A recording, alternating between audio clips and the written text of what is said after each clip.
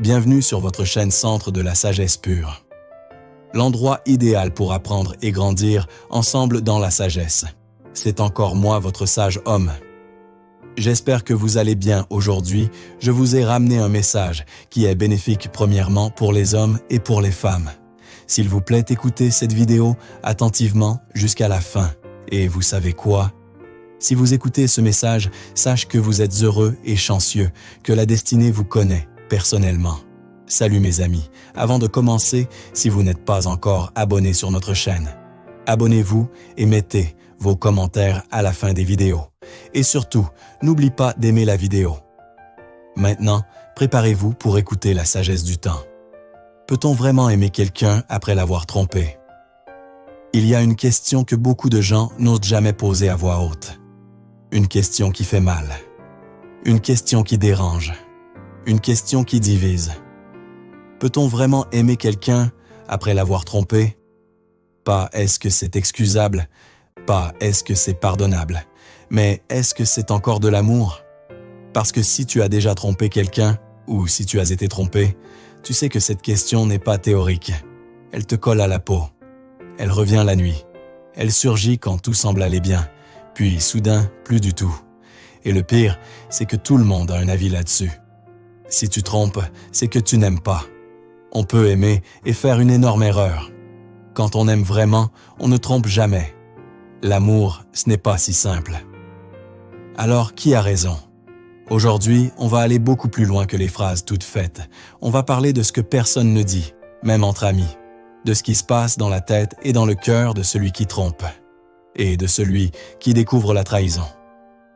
Parce que la vérité, c'est que l'infidélité n'est presque jamais le vrai problème. C'est un symptôme, un signal, un cri mal formulé. Et dans cette vidéo, je vais te montrer 3 éléments fondamentaux que beaucoup de personnes cachent, parfois même à elles-mêmes, après une tromperie.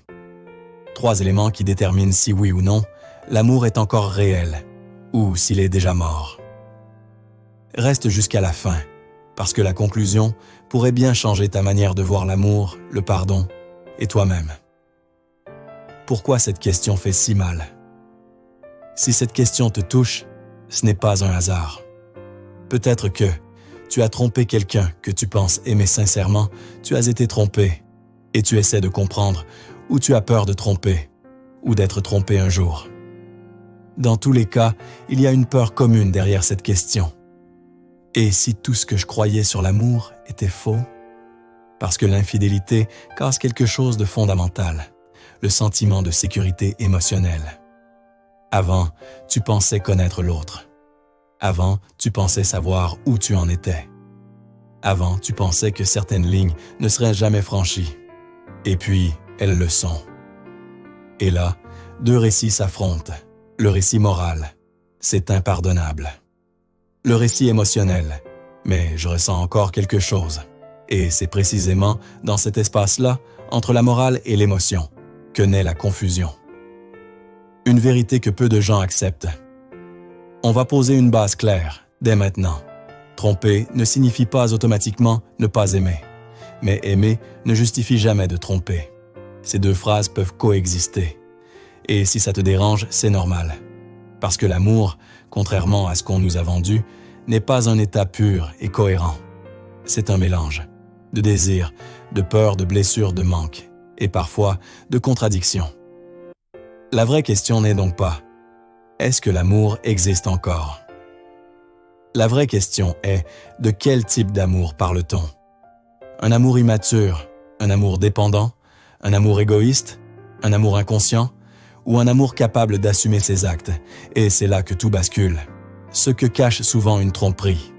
Quand quelqu'un trompe, il raconte rarement la vraie histoire, ni aux autres, ni à son partenaire, ni parfois à lui-même. Il y a des phrases qu'on entend souvent. « Je ne sais pas pourquoi j'ai fait ça. C'était juste physique. Ça n'avait rien à voir avec toi. Je t'aime, ça n'a rien changé. » Mais derrière ces phrases, il y a souvent 3 réalités profondes, beaucoup plus inconfortables. Et ces 3 réalités, ce sont les 3 éléments que nous allons décortiquer dans cette vidéo. Sans filtre, sans jugement facile, mais sans complaisance non plus. Parce que comprendre, ce n'est pas excuser, c'est reprendre du pouvoir. À qui s'adresse cette vidéo? Cette vidéo est pour toi si tu veux comprendre ce qui se cache vraiment derrière une infidélité. Tu veux savoir si l'amour peut survivre à une trahison. Tu refuses les réponses simplistes. Tu veux réfléchir, pas juste réagir. Et surtout, si tu crois que l'amour mérite plus de profondeur que des slogans. Ce qui va se passer ensuite. Dans la suite de cette vidéo, on va explorer le premier élément fondamental, souvent ignoré, mais absolument décisif. La différence entre aimer quelqu'un et avoir besoin de quelqu'un. Un point qui, à lui seul, explique une immense majorité des tromperies. Je te partagerai aussi un premier témoignage réel, brut, inconfortable, mais nécessaire. Un témoignage qui pourrait te faire penser « ça aurait pu être moi ». Alors prends une respiration, oublie les jugements rapides et reste avec moi. Parce que parfois, la vérité fait mal, mais elle libère. Élément numéro 2, la capacité ou l'incapacité à assumer la responsabilité émotionnelle. Il y a une chose que très peu de gens comprennent à propos de l'infidélité. Ce n'est pas la tromperie qui détruit le couple, c'est ce qui se passe après. Parce que tromper, aussi grave que ce soit, est un acte. Mais assumer, c'est un processus. Long, inconfortable et profondément révélateur. La vraie question n'est donc pas « est-ce que tu regrettes ?» La vraie question est « est-ce que tu es capable de porter le poids émotionnel de ce que tu as fait sans te protéger ?» Et là, tout change. Regret, culpabilité, responsabilité, 3 choses très différentes. Beaucoup de personnes disent « je regrette », mais le regret, ce n'est souvent que la peur de perdre l'autre, la honte d'avoir été découvert, l'inconfort des conséquences. Le regret regarde surtout soi-même. La culpabilité, elle, va un peu plus loin. Je me sens mal. Je m'en veux. Mais attention, on peut être coupable sans être responsable. La responsabilité émotionnelle, c'est autre chose. C'est être capable de dire « je comprends que ce que j'ai fait a brisé ta sécurité, ton image de toi et ta confiance en moi. Et je suis prêt à rester là, même quand c'est inconfortable. » Et c'est précisément là que beaucoup échouent. Pourquoi? Beaucoup de couples échouent après une tromperie. Après une infidélité, il y a souvent ce scénario. La personne trompée pose des questions. Elle cherche à comprendre. Elle doute. Elle revit la scène, encore et encore. Et en face, l'autre répond « Mais on en a déjà parlé. Tu devrais passer à autre chose. Je t'ai dit que ça ne signifiait rien. Pourquoi tu remets ça sur la table ?» Et là, une deuxième blessure se crée. La blessure du silence imposé. La blessure de l'impatience. La blessure du « dépêche-toi de guérir ». Mais on ne guérit pas à la demande. On guérit quand on se sent entendu. Une vérité dure. À entendre. Si quelqu'un t'aime réellement après t'avoir trompé, il doit être capable de supporter ton chaos émotionnel sans te faire passer pour le problème. Pas éternellement, mais suffisamment longtemps pour reconstruire quelque chose de sain. Et ça, c'est extrêmement difficile. Parce que ça oblige à regarder son ego renoncer au contrôle, accepter d'être le méchant pendant un temps, ne pas se défendre à chaque reproche. Aimer après avoir trompé, ce n'est pas demander le pardon, c'est accepter la lenteur du pardon. Témoignage numéro 2. Ce n'est pas la tromperie qui m'a fait partir. Quand j'ai découvert qu'il m'avait trompé, j'étais détruite. Mais paradoxalement, j'étais prête à essayer. Il pleurait, il s'excusait, il disait qu'il m'aimait. Le vrai problème, c'est ce qui a suivi. Dès que je posais une question, il soupirait. Dès que je doutais, il se braquait. Il voulait que je tourne la page, alors que je ne l'avais même pas lue. Un jour, je lui ai dit « J'ai l'impression que tu veux juste que je me taise pour que tu te sentes mieux. » Il n'a rien répondu. C'est là que j'ai compris. Il regrettait, mais il n'assumait pas. Et sans ça, il n'y avait plus d'amour possible. Silence. Parce que ce témoignage révèle quelque chose de fondamental. L'amour ne se mesure pas à la douleur qu'on ressent, mais à la responsabilité qu'on accepte. Ce que cet élément révèle vraiment. Quand quelqu'un trompe et refuse ensuite d'assumer émotionnellement, cela dit souvent une peur profonde d'être vu tel qu'il est, une immaturité affective, une incapacité à tolérer la honte ou un amour centré sur soi. À l'inverse, quelqu'un qui reste présent, cohérent, patient, même quand c'est dur, ne prouve pas qu'il est parfait, mais qu'il est capable d'aimer au-delà de son confort. Et c'est rare. Alors, peut-on aimer après avoir trompé? À ce stade, une chose devient claire. Aimer après avoir trompé, ce n'est pas une question de sentiment. C'est une question de maturité émotionnelle. Tu peux ressentir de l'amour et être incapable de le protéger. Tu peux vouloir rester et ne pas savoir réparer. Et sans responsabilité émotionnelle, l'amour devient un mot creux. Transition vers l'élément numéro 3. Il reste encore un élément. Peut-être le plus silencieux, le plus invisible, mais aussi le plus déterminant sur le long terme. Un élément qui répond à cette question essentielle. Est-ce que cette tromperie était une rupture ou un avertissement ignoré depuis longtemps? Dans la prochaine partie, on parlera de l'histoire du couple avant la tromperie, de ce qui était déjà cassé, de ce que personne ne voulait voir. Et tu découvriras le 3e témoignage, celui qui montre que parfois, ce n'est pas l'infidélité qui détruit l'amour, mais ce qu'on a refusé de changer avant. Élément numéro 3, ce qui existait ou manquait avant la tromperie. On parle souvent de l'infidélité comme d'un point de rupture, mais en réalité, elle est presque toujours un point de révélation. Une révélation de quelque chose qui était déjà là, mais que personne ne voulait regarder en face. La tromperie n'apparaît pas dans le vide. Elle s'inscrit dans une histoire, une dynamique, un silence prolongé. Et comprendre cette histoire est essentiel pour répondre à la question centrale. Peut-on vraiment aimer quelqu'un après l'avoir trompé? Le mythe du tout allait bien. Après une infidélité, on entend souvent « Je ne comprends pas, tout allait bien ». Mais cette phrase est trompeuse. Parce que tout allait bien signifie souvent on ne se disputait pas. On évitait les sujets sensibles. On faisait semblant d'être en accord. On préférait la paix au vrai dialogue. L'absence de conflit n'est pas la présence de connexion. Beaucoup de couples fonctionnent dans une forme de calme fragile, où chacun s'adapte, mais s'éloigne. Et dans ce silence, quelque chose se fissure. Quand le lien se dégrade avant la faute. Avant la tromperie, il y a souvent un manque d'intimité émotionnelle des besoins non exprimés, une routine qui étouffe un sentiment de ne plus être vu, ou une accumulation de frustrations jamais dites, pas toujours. Mais souvent. Et attention, comprendre cela ne veut pas dire justifier la tromperie. Cela veut dire reconnaître que l'amour n'était peut-être plus nourri, même s'il existait encore. Parce que l'amour, sans attention, sans vérité, sans présence, ne disparaît pas toujours. Il s'endort. Une vérité inconfortable. Il y a des couples qui essaient de sauver leur relation après une tromperie, sans jamais parler de ce qui n'allait déjà plus avant. Ils veulent réparer la fissure, sans toucher aux fondations. Et tôt ou tard, ça s'effondre à nouveau. Aimer après avoir trompé nécessite de regarder deux choses en face.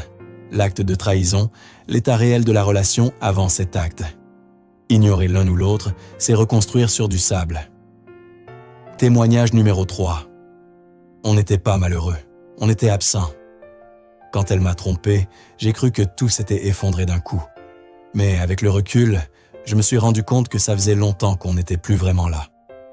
On vivait ensemble, on parlait logistique, travail, facture, mais on ne se regardait plus, on ne se racontait plus rien de profond. Quand elle m'a dit qu'elle avait cherché ailleurs ce qu'elle ne ressentait plus avec moi, ça m'a détruit, mais ça m'a aussi réveillé. Aujourd'hui, on n'est plus ensemble. Pas à cause de la tromperie, mais parce qu'on a compris que l'amour qu'on avait n'était plus vivant. Silence. Parce que ce témoignage rappelle une chose essentielle. On peut aimer quelqu'un, et pourtant ne plus savoir comment aimer avec lui. Ce que cet élément dit vraiment de l'amour.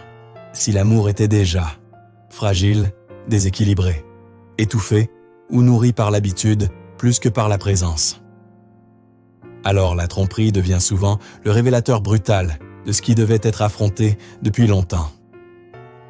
À l'inverse, si le couple était capable de dialogue vivant, émotionnellement engagé des deux côtés.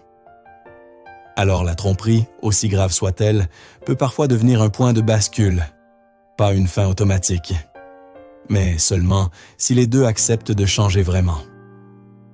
Synthèse des 3 éléments. Récapitulons. On peut ressentir de l'amour après avoir trompé, mais aimer vraiment implique 1. Ne pas confondre amour et besoin, élément numéro 1. 2.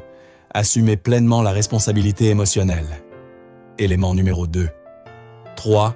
Regarder honnêtement l'état du couple avant la trahison, élément numéro 3. Sans ces 3 piliers, l'amour devient un mot, pas une action. Transition vers la conclusion. Et maintenant, la question finale. Que fait-on de tout ça? Faut-il toujours pardonner? Faut-il toujours partir? Faut-il croire que l'amour suffit? La réponse n'est pas simple, mais elle est claire. Et c'est ce que nous allons voir dans la conclusion avec un conseil de sagesse essentiel, quelque chose que très peu de gens entendent, mais que tout le monde devrait méditer. Conclusion. L'amour après la trahison. Une question de vérité, pas de promesse. Alors, peut-on vraiment aimer quelqu'un après l'avoir trompé? La réponse honnête, c'est parfois oui, souvent non. Et jamais sans transformation. Parce que l'amour n'est pas ce qu'on ressent quand tout va bien. L'amour, c'est ce qu'on est capable de faire quand tout a été brisé. Tromper, c'est facile. Mentir, c'est humain. Se justifier, c'est instinctif. Mais aimer après avoir trompé, c'est rare. Parce que ça demande quelque chose que peu de gens sont prêts à offrir. La vérité, sans fuite. Ce que la sagesse nous apprend. Il existe une vieille sagesse, qu'on retrouve dans différentes cultures, différentes époques, qui dit ceci. Ce n'est pas l'erreur qui définit un être humain, c'est sa capacité à regarder cette erreur sans se mentir. Appliquée à l'amour, cette sagesse change tout. Parce que la vraie question n'est pas « Est-ce que tu m'aimes ?» mais « Est-ce que tu es capable de rester présent quand ton image s'effondre? Est-ce que tu peux supporter la honte sans la faire porter à l'autre? Est-ce que tu peux changer sans demander que tout revienne comme avant? Pour celui qui a trompé, si tu as trompé quelqu'un que tu penses aimer, écoute bien ceci. Ton amour ne se prouve pas par tes mots. Il se prouve parce que tu acceptes de perdre pour devenir vrai. Tu n'as pas le droit d'exiger le pardon. Tu n'as pas le droit de fixer le rythme de la guérison. Tu n'as pas le droit de demander que la douleur s'arrête parce que tu as compris. Aimer, ici, c'est rester quand c'est inconfortable. Écouter sans se défendre, accepter que certaines conséquences soient irréversibles, changer, même si personne ne te garantit que ça sauvera la relation. Parce que parfois, aimer quelqu'un, c'est accepter qu'il parte en paix. Pour celui qui a été trompé. Si tu as été trompé, retiens ceci. Tu n'es pas obligé de pardonner pour être une bonne personne. Tu n'es pas obligé de rester pour prouver que tu aimes. Le pardon n'est pas une dette morale. C'est un choix intime. Et partir ne signifie pas que l'amour n'existait pas. Cela signifie parfois que l'amour de soi est devenu prioritaire. La sagesse, ici, c'est de ne pas confondre compréhension et sacrifice, empathie et effacement, amour et tolérance à la douleur. La vraie question à se poser. Au fond, la question la plus sage n'est peut-être pas « Peut-on aimer après avoir trompé ?» Mais sommes-nous capables d'un amour qui ne se cache plus? Un amour qui dit les choses avant qu'il ne soit trop tard, affronte les manques au lieu de les fuir, choisit la vérité plutôt que le confort, préfère la conscience à l'illusion. Parce que l'amour qui survit à une trahison n'est jamais le même. Il est soit plus lucide, plus mature, plus ancré, ou il disparaît. Et dans les deux cas, il révèle quelque chose de vrai. Retiens ceci et garde-le longtemps.